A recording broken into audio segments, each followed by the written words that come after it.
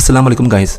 बहुत सारे लोग अपनी बाइक की क्लच की एडजस्टमेंट करते वक्त क्लच के एक ऐसे पॉइंट पे आगे स्टक हो जाते हैं जहाँ पर प्रॉब्लम ये आती है कि जैसे ही वो अपनी बाइक की जो क्लच की एडजस्टमेंट है यहाँ से जैसे एडजस्टेड नट को वो टाइट करते हैं ना हल्का सा भी, तो उनकी बाइक के गियर भी आराम से निकलते हैं। और जैसे ही वो बाइक को स्टार्ट करते हैं ना, स्टार्ट करने पर क्लच पकड़ के जब वो गियर लगाते हैं ना तो उनकी बाइक वहीं पर स्टेबल रहती है, क्लच छोड़ने पर ही आगे जाते हैं। ठीक है ना, ये वाला मसला तो उनका हल हो जाता है।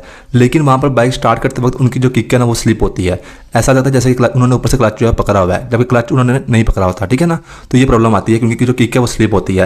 अब इस किक वाले मसले को हल करने के लिए जैसे ही वो उसको यहाँ से हल्का सा भी लूज करते हैं ना, हल्का सा भी लूज करते हैं तो किक वाला मसला हल हो जाता है। लेकिन ये मसला सामने आता है कि उनकी बाइक जो वो क्लच पकड़ के गियर लगाते हैं तो अभी क्लच पकड़ा होता है तभी जो बाइक है वो आगे जाना शुरू हो जाती है और वहीं पर गियर जो है वो निकलते भी नहीं है। तो ये यहाँ पर माइनर सा फर्क क्यों आ जाता है, इस प्रॉब्लम को लेकर यहाँ पर बहुत सारे लोग परेशान होते हैं। और ये फ्रेंड्स जो प्रॉब्लम है ना, ये डिफरेंट सिचुएशंस में डिफरेंट तरह से आपने चेक करना होता है। बहुत सारे पॉइंट्स होते हैं, ये सारे आज हम बात करेंगे।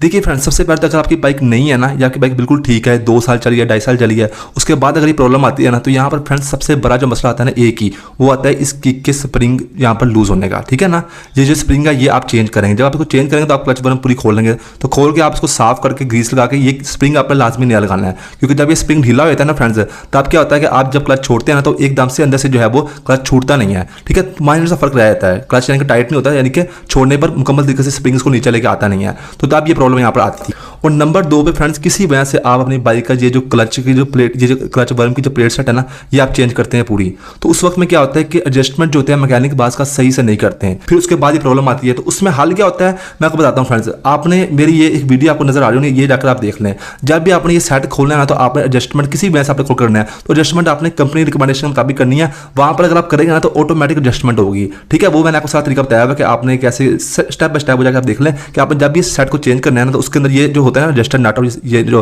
एडजस्टर स्क्रू और जो ये नट है ये यहाँ पर खुला हुआ है, आप एडजस्टमेंट खुद करनी होती है। तो आप उस हिसाब से एडजस्टमेंट करें तो फिर आगे प्रॉब्लम नहीं आएगी। ठीक है ना, एडजस्टमेंट कैसे करनी होती है वो मैंने एक वीडियो बताई हुई है, उसके मुताबिक जाकर आपने एडजस्टमेंट कर देनी है। उसके बाद ये आपका यहाँ पर जो मसला है आपका हल हो ही जाएगा। ठीक है ना, चाहे आपका ये बुश अंदर से थोड़ा सा लूज ही क्यों ना हो। अब इससे अगले स्टेप की तरफ हम जाते हैं कि आपने कंपनी रिकमेंडेशन के मुताबिक आपने सेटिंग की हुई है, उसके बावजूद भी आपके यहाँ पर ये प्रॉब्लम हल नहीं हो रही, तो फिर फ्रेंड्स क्या होगा, आप खुद देखेंगे कि आप अपनी बाइक का जो ये वर्म है ना, इसको आप इस तरीके से हिला के देखेंगे, इसके बीच में प्ले हो गया। अभी मेरी बाइक में तो नहीं ना है, ये देखिए मेरी बाइक में यहाँ पे प्ले नहीं है। ठीक है ना, तो वरना ये वर्म पूरी हिलेगी ना अगर, तो इसका मतलब है कि इसके अंदर की जगह घिस चुकी है। फिर आपने क्लच साइड पूरी खुलवाकर इस टापे के अंदर आपने ये बुश लगवाना होता है, वर्म भी नहीं डालनी है, फिर आपका ये मसला हल हो जाता है। ठीक है ना फ्रेंड्स, ये 3 तरह से मसले आते हैं। नई बाइक का भी बता दिया है, उसके अलावा थोड़ी पुरानी बाइक हुई थी, उसके बाद आपने छेड़छाड़ की होगी तभी जाके होगी, तो आपने कंपनी रिकमेंडेशन के मुताबिक कर लेनी सेटिंग। उसके बाद अगर फिर भी ये मसला आता है ना, ये वाला मसला आपके आ रहा है, तो फिर आपकी बाइक बहुत पुरानी हो चुकी नहीं, या फिर आप जो बाइक की ट्यूनिंग कराते वक्त यहाँ पर ग्रीस नहीं लगवाते होने।